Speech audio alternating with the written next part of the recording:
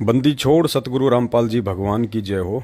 परमपिता परमेश्वर की आप सभी प्यारी आत्माओं को मुझ पवन दास का सत्साई। पुण्यात्माओं, आगे एक छोटी सी 4-5 मिनट की ऑडियो है, एक वार्ता है। एक बहन की शंका थी या उनका सवाल कह लीजिए, परमेश्वर ने दास से ज्ञान आधार से उसका जवाब दिलवाया है। लेकिन उससे पहले आपकी नॉलेज में एक बात डालनी बहुत ही ज़रूरी है, क्योंकि अगर दास ये शब्द उस ऑडियो को सुनने से पहले आपको नहीं बताएगा, हो सकता है आपके मन में भी कई प्रकार की शंकाएं और भ्रांतियां पैदा हो जाएंगी दास को लेके। तो पुण्यात्माओं, देखो, ये सत भक्ति मार्ग है और काल भगवान बिल्कुल भी नहीं चाहेगा कि ये मार्ग वर्तमान में ठीक ठाक चले और आगे आने वाले समय में कोई भी आत्मा इस मार्ग पर ज्ञान आधार से टिक के भक्ति कर ले, अपना आत्म कल्याण करवा ले।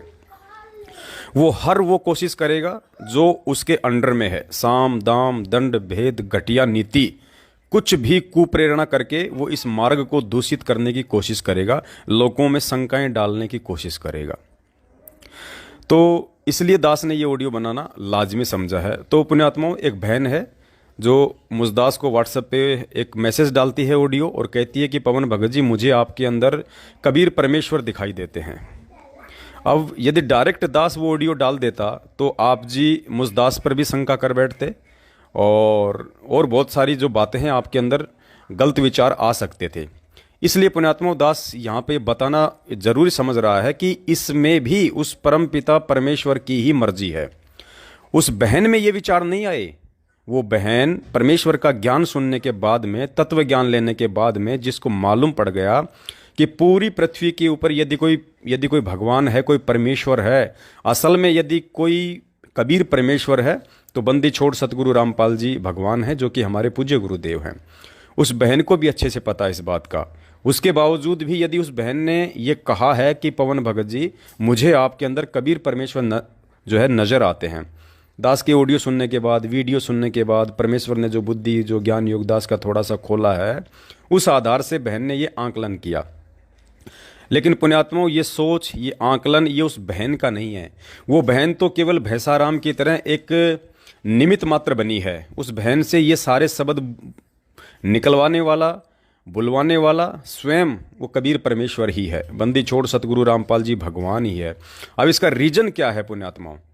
इसका रीजन ये है कि आने वाले समय में जब हमारे पूज्य गुरुदेव जी इस पृथ्वी लोक से अपनी लीला पूरी करके और जब अपने निज लोक सतलोक वापस प्रस्थान कर जाएंगे, उसके बाद में काल किसी भी तरह से इन जीवों में कुविचार पैदा करके, किसी भी प्रकार की शंका पैदा करके भ्रमित ना कर सके आने वाली पीढ़ियों को। इसलिए जितने भी प्रकार के जो बैरियर्स हैं, जो बाधाएं हैं, जो ब्रेकर हैं, वो सारी इसी समय प्रकट होनी है और इसी समय उन सब का समाधान होना है।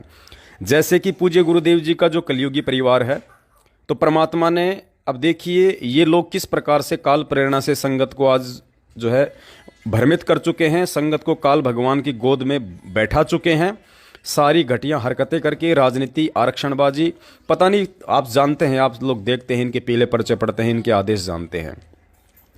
तो परमात्मा साथ साथ में सत्सेवकों को निमित्त बना के ज्ञान आधार से उनका समाधान भी करवा रहे हैं, ताकि आने वाली पीढ़ियां ऐसी, यदि गलती कोई भगत यदि आने वाले समय में कोई वो करेगा तो कोई भी व्यक्ति उनके झांसे में नहीं आएगा, क्योंकि ये घटनाएं वर्तमान में घटित हो रही हैं, ये एक एग्जाम्पल बन रही हैं।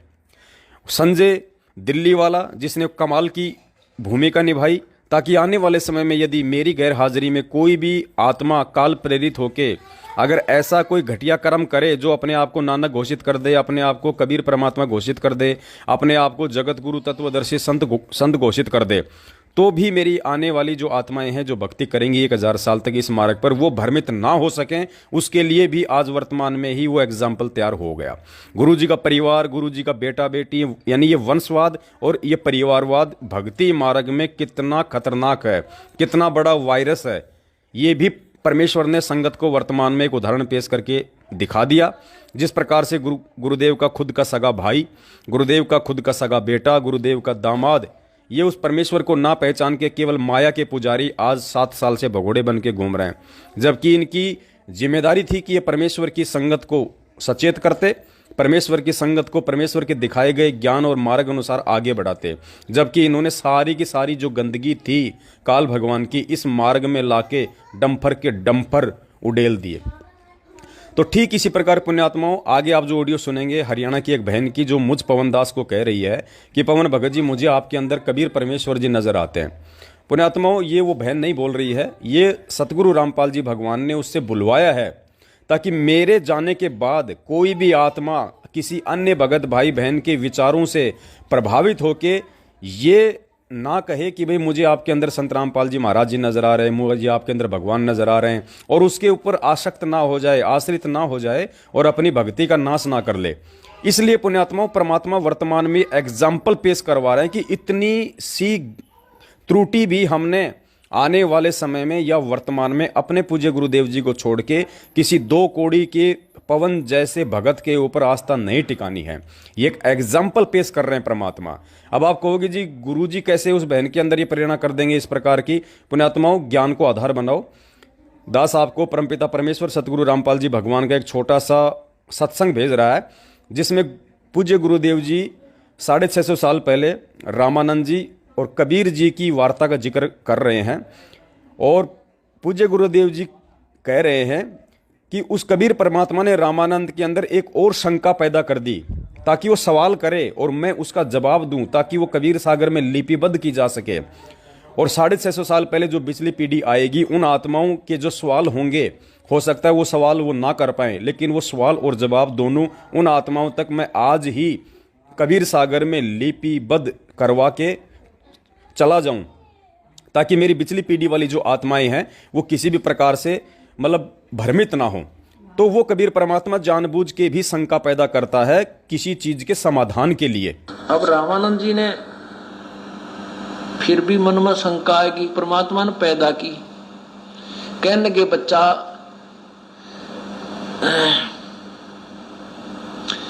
या तो बात मेरा समझ में आ गई, आप मेरी फड़क निकालने के लिए आए थे। ये जो दीक्षा तुम दे मान ली मनमोर, या मेरे ती जो शिक्षा दी ना, छोटी जाति बड़ी जाति और भगत होकर मैं ऐसी नखरे कर रहा था भगवान, या तो मेरी समझ में आ गई। और आपका शरीर इतना कोमल है जैसे रूई हुआ करे, और मेरा तो पत्थर जैसा शरीर है आपके कोमल शरीर को देखकर, क्योंकि परमात्मा का तेज पुंज का शरीर है। तो ठीक इसी प्रकार पुण्यात्माओं, इस बहन के अंदर जो ये विचार आए हैं, ये इस बहन के विचार नहीं है। मैं तो दो कोटि का जीव हूं, मेरी औकात क्या है पुण्यात्माओं, जो वो बहन मेरे विषय में ऐसा सोच सकती है। लेकिन दास को सतगुरु रामपाल जी भगवान ने वर्तमान में इस कुत्ते को एक निमित्त मात्र बना रखा है अपनी प्यारी संगत की शंकाओं के समाधान के लिए, और आने वाली पीढ़ियों को एक सावधानी पूर्वक इस भक्ति मार्ग पे चलाने के लिए। इसलिए बंदी छोड़ सतगुरु रामपाल जी भगवान ने इस बहन के अंदर ऐसे विचार उत्पन्न किए ताकि ज्ञान आधार से दास उसका एक आपको जवाब दे सके, और आने वाले समय में और वर्तमान समय में पूज्य गुरुदेव जी के अतिरिक्त कोई भी आत्मा अगर काल भगवान यदि किसी आत्मा के अंदर प्रवेश करके या उस आत्मा को कुप्रेरणा करके अगर इस प्रकार की घटिया हरकत संगत को भ्रमित करने के लिए, तोड़ने के लिए यदि वो करवाता है, तो कोई भी आत्मा इस तरह की ऑडियो सुन के, जो दास ये वीडियो बना रहा है, जो विचार आपके सामने पेश कर रहा है, इन सबको सुन के और बैकग्राउंड का जो रीजन है, जो कारण है, उसको जान के, उसको पहचान के वो आत्मा भ्रमित ना हो। चाहे 50 लोग संगत में ऐसे क्यों ना खड़े हो जाएं जो अपने आप को संत रामपाल जी महाराज घोषित कर दें, और उनके पीछे लग के कुछ भगत ये भी कहने लग जाएं कि भाई वास्तव में भाई ये तो गुरु जी है, ये तो एक प्रकार से ये तो कबीर परमात्मा ही है। कोई भी आत्मा भ्रमित ना हो सके सिवाय अपने परमपिता परमेश्वर सतगुरु रामपाल जी भगवान के। उनकी सुरती, नृत्य, मन, पवन, ध्यान, समर्पण, उनका लगन, उनका विश्वास, उनकी दृढ़ता किसी अन्य व्यक्ति में ना हो। इसके लिए परमात्मा आज वर्तमान में छोटे छोटे एग्जाम्पल तैयार करवा रहे हैं ताकि आज हम वर्तमान वाले भी सावधान रहें और आने वाली पीढ़ियां भी सावधान रहें। अब आगे सुनिए उस बहन की दास के व्हाट्सएप पे आई हुई वो ऑडियो क्लिप, और उसके बाद में आज से 2 दिन पहले बंदी छोड़ सतगुरु रामपाल जी भगवान ने दास से तुरंत उससे जो एक छोटा सा जो एक जवाब दिलवाया था ऑडियो में ही, वो वाली ऑडियो क्लिप। सत साहिब, बंदी छोड़ सतगुरु रामपाल जी परमेश्वर की जय हो। सतगुरुदेव की जय। जय हो बंदी छोड़ की। सत साहिब भगत जी, मुझे ना आप में तो पूर्ण परमेश्वर नजर आ रहा है, पूर्ण परमेश्वर कबीर साहब नजर आ रहा है और संत रामपाल जी भगवान में कबीर परमात्मा का अंश नजर आ रहा है। पता नहीं क्यों भगत जी हुई आप में तो नोत्तम सुरती नजर आ रही है और उस साइड से मुझे संत रामपाल जी भगवान में कबीर परमात्मा का 8वां अंश नजर आ रहा है। मैं डायरेक्ट बोल ही देती हूँ भगत जी, मैंने बोल ही दिया, क्या करूँ भगत जी। पता नहीं मुझ नीच को ये क्यों नजर आ रहा है।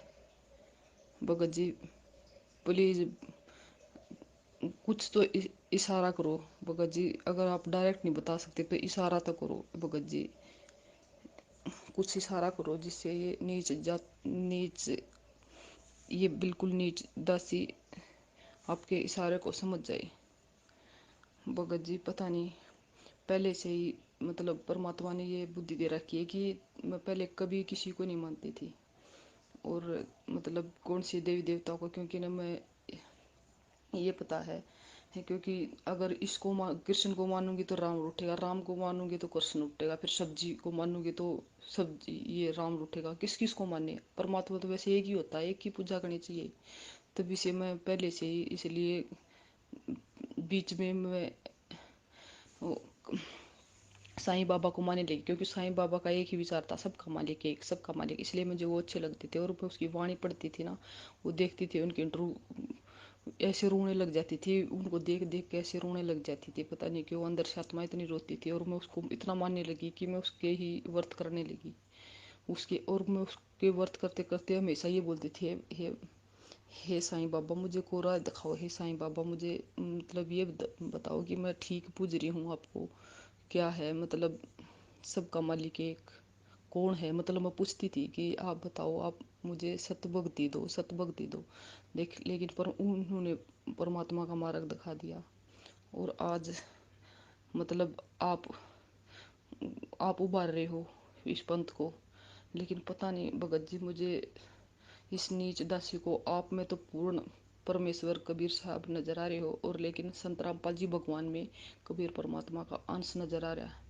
भगत जी कुछ तो इशारा करो, आप डायरेक्ट नहीं बता सकते तो कुछ तो इशारा करो जिसे नीच दासी समझ जाए, आपके इशारों को भी समझ जाए और आप भी मतलब डायरेक्ट ना बता सको तो हे हे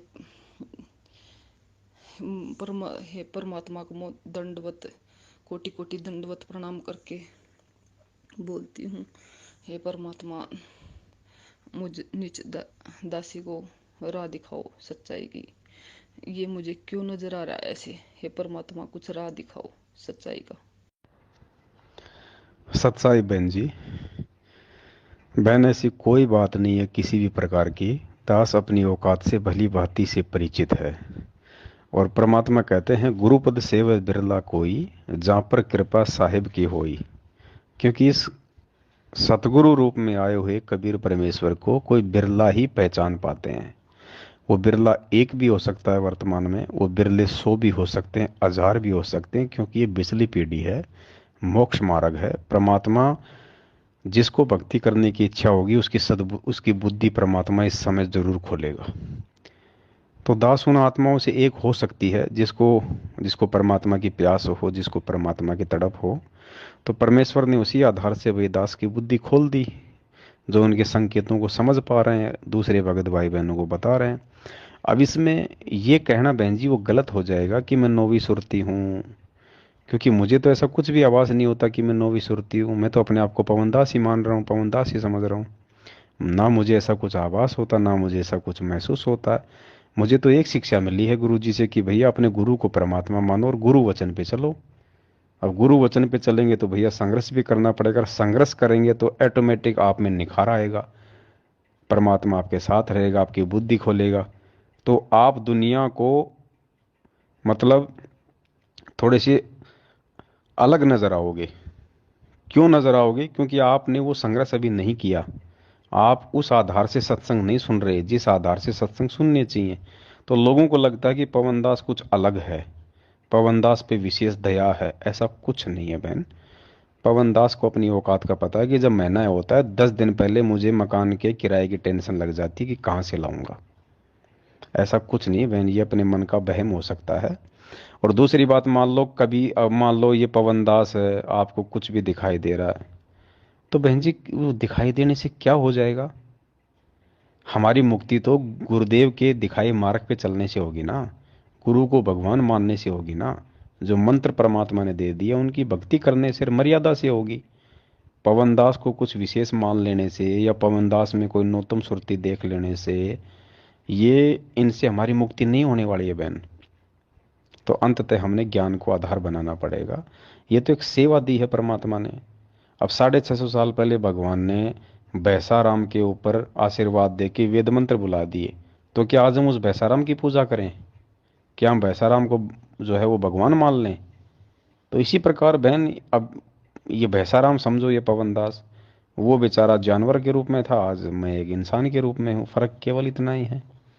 तो ये तो अपने मन का एक वहम है बहन, जिसको हमने निकालना होगा, और अपना दिलो दिमाग, अपनी सुरती, सब कुछ हमने अपने पूज्य गुरुदेव जी पे ही लगानी पड़ेगी। और हम किसी और पे इस प्रकार से आश्रित भी ना हों, क्योंकि मेरी औकात नहीं है बहन कि मैं भगत समाज को समझा सकूं, ये 3-3 घंटे की वीडियो बना सकूं, किसी भी पॉइंट पे किसी भी शंका का समाधान कर सकूं। ये तो परमेश्वर ने बुद्धि खोली हुई है। अगर आप इस भक्ति मार्ग में इतना, यदि आप भी आगे बढ़ोगी, तो परमात्मा तो रजा करने के लिए बैठा है ना, वो तो आप पे भी रजा कर देगा। वो तो लाखों पवनदास खड़े करने के लिए तैयार बैठा है, लेकिन कोई पवनदास की तरह कोई आगे बढ़ने के लिए भी तो तैयार हो, कोई इतना संघर्ष करने के लिए भी तो तैयार हो, घर बार बाल बच्चे छोड़ने के लिए भी तो तैयार हो कि अगर वो समय आए तो मैं सब छोड़ दूंगा। इतना किसी का एक विश्वास भी तो बने अपने गुरु में। बस इतनी सी बात है बहन, बाकी यहाँ कोई छोटा बड़ा नहीं है, हम सब एक ही कैटेगरी के हैं। हम सब उस परमात्मा के भगत हैं, उसके बच्चे हैं। हमें कोई ज्ञानी, कोई महाज्ञानी, कोई मूर्ख नहीं है।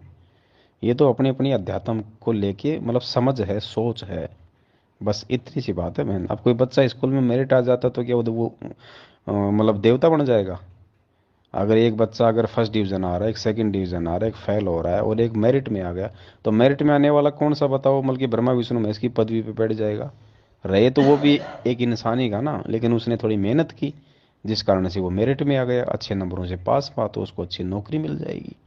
बस इतना ही फर्क है बहन, सत साहिब। जिसके सिर